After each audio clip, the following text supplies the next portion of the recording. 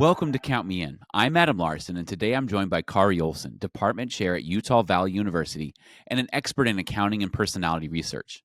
In this episode, Kari shares how his early love of business and personality tests shaped his career, leading to his study on the impact of personality traits on teamwork, leadership, and decision making at work. We discuss why understanding personality is crucial for improving firm performance, exploring surprising insights about executives, like when traits such as narcissism can actually benefit an organization, and highlight how self-awareness can help both managers and employees thrive. Kari brings practical framework and advice you'll find valuable whether you're building teams or seeking personal growth. So join us for an engaging dive into the human side of accounting and business. Let's get started.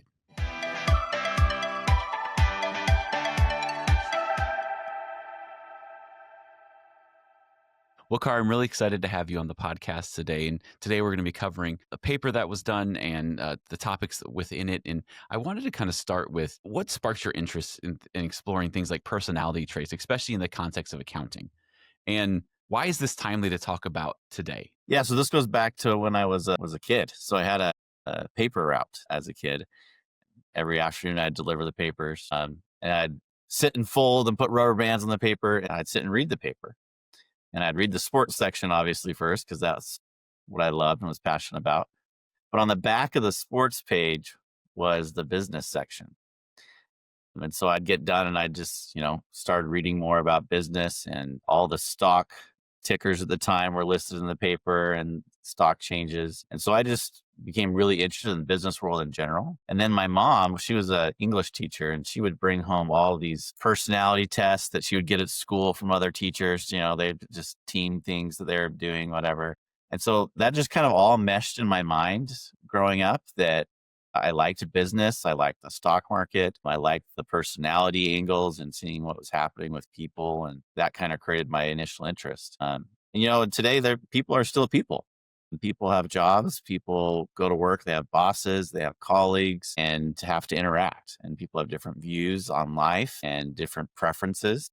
And that's really what personality is. It's kind of like your preference or inclination for doing things, and how you process the world. And I think that's timely because we're so connected. We see social media. We know what's happening in people's lives. We're more attuned to the forefront of decisions people are making and manifestations of their personality. So I think it's really important now to understand it at a deep academic level. So it's not just stereotypes, right? It's a true grounded scientific approach to understand what personality is. I really like the thought that no matter what division you work in an organization, no matter where you are, we're all just humans and we're people, and we all interact with each other like other humans do. And I think sometimes when we get lost in the language of business, you get lost in the ethereal comments about business, we forget that we're all just humans trying to work to a common good. And that's kind of what businesses are. And it's hard to, because some people, oh, this is a marketing person, that's an accounting person. No, it's just a person who happens to be working in that division. Absolutely. And it is about those connections. Like, we have tasks that we have to complete in any type of job, and personality will actually inform kind of a sorting into different tasks that people have preferences for. But at any level, right, you are interacting with other people, you're communicating, you form different teams, and understanding personality can really help, adjust how you might interact with people. It might adjust assignments that people would be comfortable with at work. I see that like in my co-author teams. I've got about 20, 25 co-authors that I do academic work with, and they're all very different. Even though we're all accounting professors, we still have unique personalities and preferences. And, some people would rather have a Teams or Zoom call, and other people want to have an in-person meeting. And some people are really good about taking risks, and other people are like, no, let's be more cautious. And so all of those interactions, that's a day-to-day life. And that's what I think provides the meaning to life, is your social connections and relationships. And so I think understanding people better can then help you do better at work. It goes beyond that to community and family, but certainly my focus is more the work setting and how it affects people. Yeah. So in your paper, you introduced like a new framework. Maybe you can walk through some of the components of that framework, because, it wouldn't be a good, research paper without a good framework to offer, right? That's right. So It's a very simple idea that we start with the people and they have different traits. And the psychology research, has the whole thing about nature versus nurture, where those traits come. Mhm. That's not really our scope. We're accounting professors here. So we kind of just do a little hand waving and say, look, there's great research if you want to study more of that deeply. We kind of pick it up at the stage of, as people go interact, they're going to interact with different environments. And that could be a style of work where you might have an organization that's, very micromanaging, or the environment is very entrepreneurial. And then they'll have tasks that could be really tedious, could be open-ended, could be creative. And so the personality will kind of interact with how people approach their situation. And so it's kind of this, in the academic world, it's a person situation interaction, right? And that will Mhm. then manifest in our accounting world in judgments, decisions, choices that people are going to make. And ultimately, that will then lead to firm performance outcomes. That could be at the employee level or big picture financial performance for a firm. And so it's just kind of walking along that causal chain of people interacting with different environments, and their personality will affect how they respond. And then that will affect choices, decisions, which ultimately affects firm performance outcomes. And so we pick up in our research over the years with my co-author teams at different stages. Let's look at this really specific interaction and understand it better. Or, hey, this for firm outcome is really important in the marketplace. Let's understand kind of the pre-steps that led to that outcome taking place. So that's kind of the overall framework. Do you think it would behoove like leaders in organizations to understand the personalities of the people that are on their teams and know how they can work together better? Is that, and when you're even hiring new people, are you trying to get a gauge for their personality to see if it'll fit with among the team? Absolutely. And in fact, I would say it actually begins with the manager themselves. Hmm. That there be some introspection to understand if they're going to have subordinates, right, that they're going to bring on, or people they're going to work with. Understanding their own personality and styles is probably actually the first place I'd tell them to start. And then you can go into what personalities would do well in this job. Yeah. There's one trait that I've done some recent work on called need for cognition. And that's someone's inclination to really think through detailed, right, and understand, where do numbers come from and things like that. Well, accountants generally kind of are high on need for cognition, right? They're in the details of Hmm. numbers. They understand journal entries. That's their job. It's very task based, right?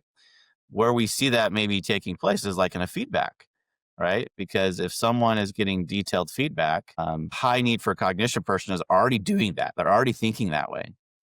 But if you have someone that's low need for cognition, they don't think that way, right? And so now you need a feedback mechanism that provides more detailed prompts. And so we did this in one of our studies, and we found that providing, these more detailed prompts with some relative performance helped people with low need for cognition do better. And so those are subtle things where it's kind of a task base.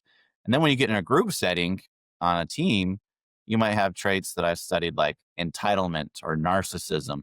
And these really Hmm. affect how the social view of others is put together, right? So if I'm entitled, I feel like I'm more deserving than other people, right? And that mantra kind of goes through all of my interactions. It affects how I view the day-to-day job and what assignments are given to people, who's responsible for things. It affects how I view performance being evaluated. And so a manager should be mindful of maybe some of these malignant kind of unfavorable traits that can happen on teams. Because if you introduce that, Hmm. it could be toxic, right? You have a hostile Yeah. work environment. It could be very disruptive. You don't have team camaraderie. So firm culture, firm CEOs, managers will set that. Like, here's our strategic mission. Here's what we want.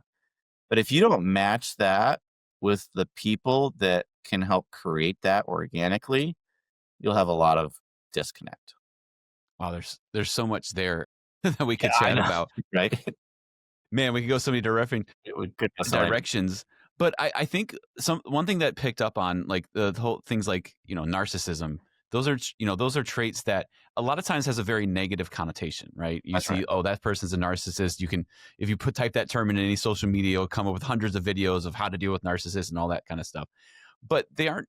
A lot of times you see things like not narcissism and overconfidence, especially in like executives. And you and I talked about that, when we met previously. And what are some surprising things that you find when you see that in people at the higher level? And how do you kind of work with those people? Because with the negativity toward those personality traits, sometimes you want to completely shut off and you don't want to do anything have anything to do with them. But that's kind of impossible. Absolutely. And what we generally would see in like the media or reports or at a family party and people are complaining about their boss, right? Who Yeah. might be very narcissistic, right? One of the telltale traits of a narcissist is they lack empathy, right? Mm. And that means that at a interpersonal level, they often kind of struggle to connect with others, right? Because they're lacking empathy. That said, narcissism is just an everyday personality trait, just like self esteem or need for cognition. People have this on a continuum. And there are actually seven, the academic literature says there's seven sub facets of narcissism. So Okay. some of them might stand out like vanity, right? They want to look good, right? Exploitative, right? And it's hard to imagine there's a lot of great things coming out of someone who's being exploitative, right? And so we see that anecdotally, but some of these other traits like self-sufficiency, Mm. that actually might be a really good thing for someone who's going to lead out as a leader, manager, executive, where the job often is kind of lonely. They have to make decisions. And so having a strong sense that, hey, I can do this and I can make that decision, that would rate them higher on the narcissism scale, but it's not obvious that that's undesirable. And so in a lot of my research, we find that narcissistic CEOs' average performance is better. They have higher earnings per share. They have higher stock prices, firms they lead. Now, sometimes they might be accomplishing that through a myopic short-term view because they're trying to make themselves look good.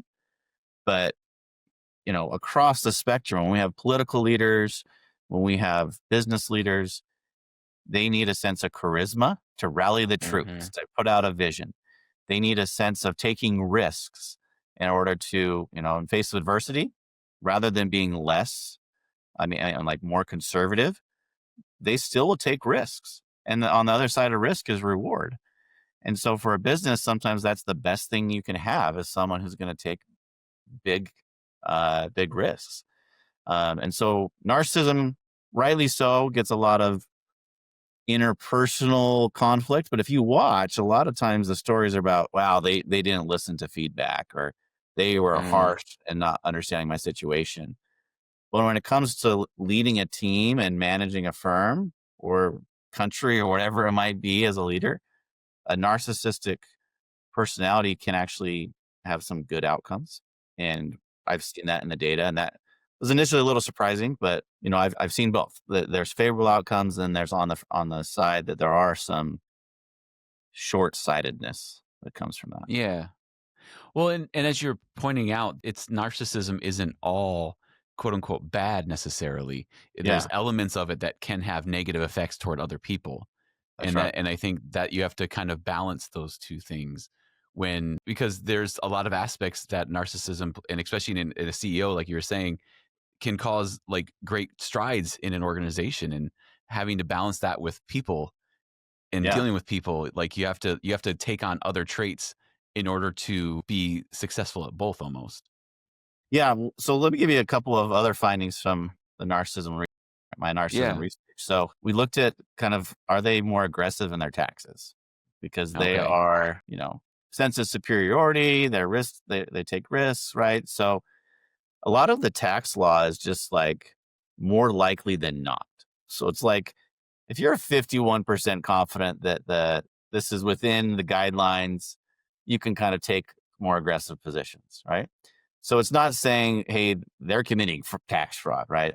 It's just saying that they might take positions that are less conservative, right? Mm. On this. Well, this has a fundamental explanation. They are more aggressive in their taxes. They have lower effective tax rates. This frees up millions of dollars of cash for the firm. And one of the other things narcissistic CEOs do is they empire build. They're going to go do an acquisition, right? And so their personality is being manifest in a little more aggressive tax positions that frees up cash that then they can go empire build and make the firm expand. So, is that a good outcome or a bad outcome, right? I mean, we have to look at specifics, but the on average effect in, we have samples of S&P 1500 firms. Yeah. The on average effect suggests that, hey, they're using their discretion within accounting rules to meet their ends of expanding their empire. And that actually, for a executive, might be a really good strategic move. Yeah. So It to would. label things like favorable or unfavorable, good, bad, it's really nuanced. And when you see that, so Yeah, it is. And I appreciate that you said that, because I think sometimes certain items get bad press, and because of that, we stay away from them. But it's like, wait, we have to look at it holistically, in a sense. that's right. One other one. So if we look at like a financial reporting cycle, Yeah. firms issue forecasts, then they have analysts who respond. Then we have the actual earnings come out, and then they could use non-GAAP measures after the fact. So I've studied that whole cycle of narcissistic CEOs. Before earnings, when they issue forecasts, they do a good job. They're just as good as every other manager. It's a signal of their ability. It makes them look good. And then we get to their actual earnings, and it turns out they're doing better, right? Higher stock prices, higher earnings per share. They're more likely to meet or beat earnings. But then on the kind of the deviousness comes out after the fact. If they haven't looked good through those means, they'll use non-GAAP measures after the fact. They're more likely to use them. They have bigger magnitude of adjustments. And when we look, they're lower quality. So they're using them kind of in a way to, again, use the discretion in the financial reporting world to make themselves look good. And on the one hand, they're behaving really well. On the other hand, they might be doing something a little sneaky just to try to make themselves look good. If you just say, hey, narcissists are always bad, it's like, well, actually, when the incentives align, this is actually potentially a beneficial thing, right? So it's being aware of that whole picture of what's the situation. And that goes back to our framework. What's the Yeah. situation? What's the incentives? And how does the personality interact with that? Yeah. Now, I wanted to shift the conversation a little bit back to personality assessments. You mentioned, like, when you were young, your mom would bring them home. Like, I remember having to take them in college, and Yeah. I remember when I started doing online job applications, or computerized job applications. You go to a place and they have a specific computer to take an application, and there was what essentially was a personality assessment. They were like, Yeah. well, if this happens, what would you do? Kind of, those kind of questions. And so I guess it's twofold. Like, obviously this is great data that firms can use to kind of help strengthen teams and understand. But also, if you've taken a number of these personality assessments, the questions all sound very similar. Yeah. And sometimes internally you feel, oh, I know how to answer this, or I know what they want me to say. And so, like, how do you balance, like, hey, this is great data you can use as a team, versus, the person side of it, where, there might can the answers kind of get jaded over time the more you have to take these? Yeah. So at a high level, it's just one input. I wouldn't base any decision on hiring or promoting simply off of personality tests. It's just one input. Yeah. And sometimes people bristle at, oh, they're using personality to sort. I mean, what's happening when you do an interview? Like, you're asking them about competencies and abilities, but you're also assessing to a large extent their fit within the organization, their personality, right? And so if you can do it through an interview, you can also do it through a systematized way that is backed by quality research that has the right statistics and all those things. And there is kind of like, some personality tests you took are kind of just fun. They may sort you into different buckets or categories. I did one with my kids recently, like, which house of Harry Potter would you be sorted into, right? Yep. So they're fun, and they do kind of connect with us. Like, oh yeah, it sounds pretty true, right? From an academic standpoint, we want a little more robust measures, and really what that means is they have better psychometrics. They're more reliable. The items move together, right? And some of those bucket ones don't quite do that, but they're fun. So yes, people could, there is kind of this, they expect this, but generally if you have enough questions that you can sort through, people generally are very honest. Some of the commonly used scales are just one question. People know if they're narcissist or not. People usually generally know that. Mm-hmm. And so for managers, I'd say it's one input, but it's something that can have red flags in terms of maybe this is a too strong, malignant trait that we wouldn't want in our firm. More generally, though, it's just going to be just a piece of the puzzle, right? That helps hey, that person I didn't realize was an introvert or extrovert, or Yeah. I didn't realize that they like a high need for cognition. They like to think through things. And that might affect placement on teams. Managers will have different styles. Maybe some are more hands-on, hands-off. That might influence who I put with which team, which tasks get assigned to different groups. So it's never like the end all be all, but on the margin, I definitely think it makes sense. Managers are already doing this, right? You make that judgment as a manager. Mm-hmm. So having data that is vetted, that can help guide your decision makes a ton of sense. So I've seen more and more firms embedding some personality traits. A lot of firms will do it after the fact, like, hey, we hired you, come to this training, and we brought this expert in and they're doing personality stuff and team building. Well, do that before you hire the people, right? Don't just, because you can't really change people's personalities. So I think having that part of the hiring process, promotion process can make a lot of sense. It can make a lot of sense, but also I see the value of people who are already in your firm too. And I guess like when you're trying to hire somebody, it's like those first few dates when you're dating somebody. You're putting your best Right. foot forward. You're not showing them what you look like when you first get out of bed. You're not showing all those different things. All those things come out later. And so Right. how can a firm really truly see a personality of somebody if they're always putting their best foot forward in that beginning stage before they hire somebody? Well, it kind of goes back to my answer on where executives start. They start with themselves. And so I Yeah. think a lot of the value in personality, team building, leadership development, all those things, it's for the individual becoming more self-aware. Mm. And so it's not necessarily about the manager seeing that person's best foot forward. It's that person realizing, wow, this is my personality. What can I do to make adjustments? Right? I didn't realize that I was lacking empathy. Well, I can now find ways to develop that. I didn't realize that I struggled to interact socially and I had hesitations because of my personality. Well, what can I do differently? So I think it starts with just individual personal awareness and growth, right? Mm-hmm. Having that mindset that I'm going to develop and grow. Managers aren't going to change the personality, but I think they can see that individuals could change and that's the thing. Like, I might know maybe I'd run hot and I'm prone to anger, right? And that's just my Mm-hmm. personality. I'm not going to necessarily change that, but I'm going to learn how to manage that, right? And so if I get personality training, leadership development training, team training, I can learn to be more self-aware of that, what triggers me, maybe adjustments I need to make. And really at work, if you start seeing people after a couple weeks, months, their personality will come out. They're not always going to be on their best foot forward, right? So Yeah.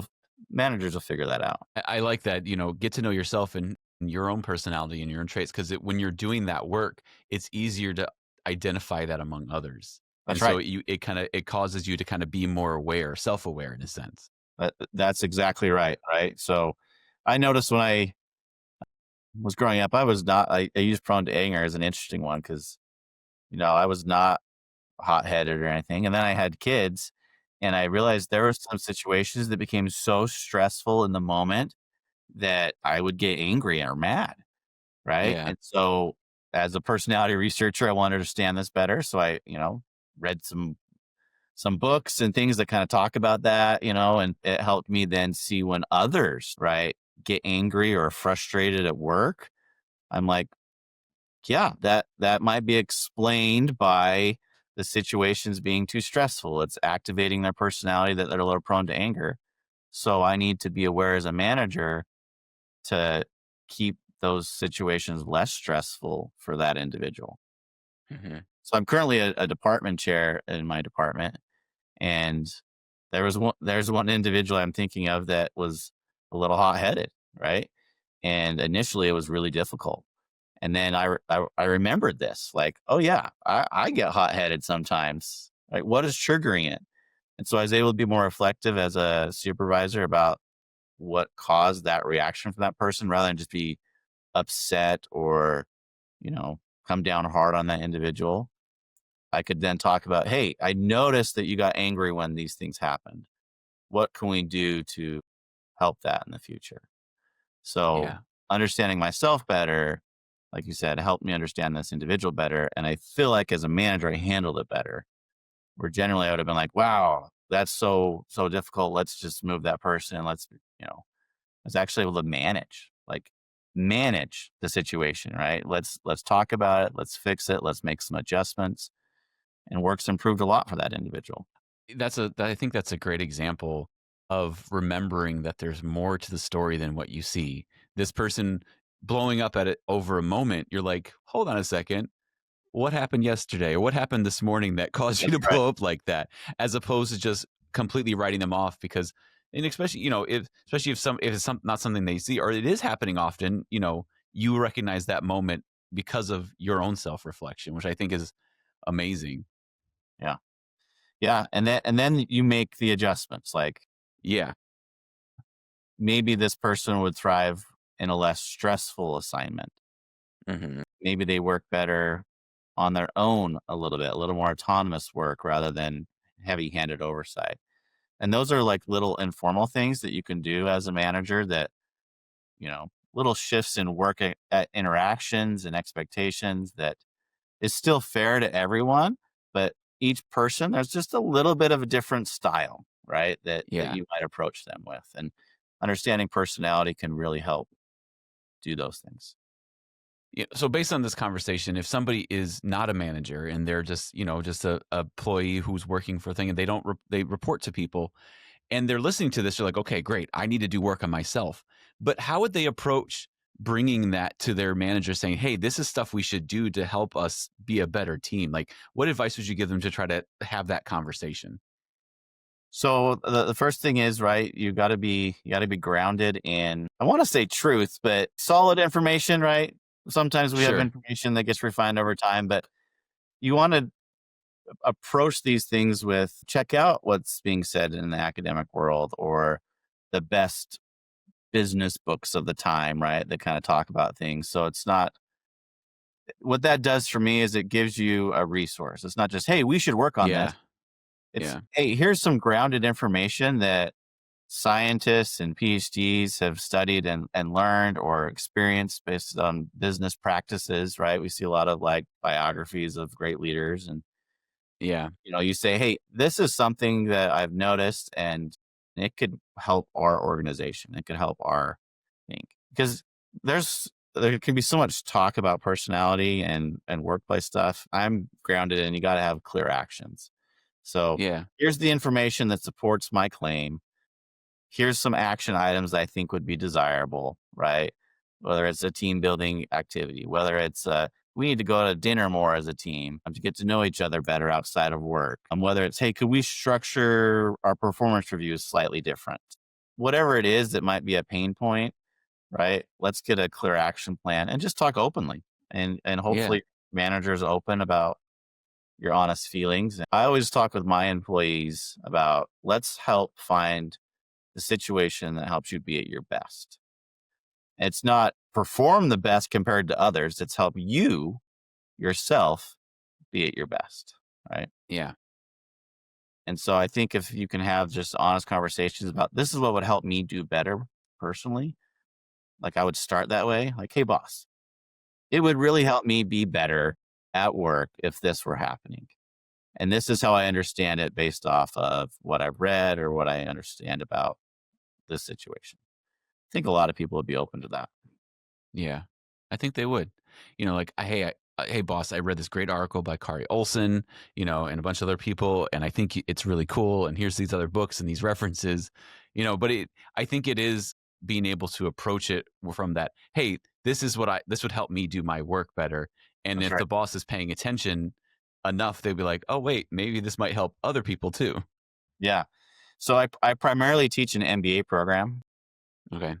and these are people who are mid-career, right, aspiring to greatness. And it's so often where in my class we talk about management control systems, and these are Yeah. much in line with the research we've been talking about.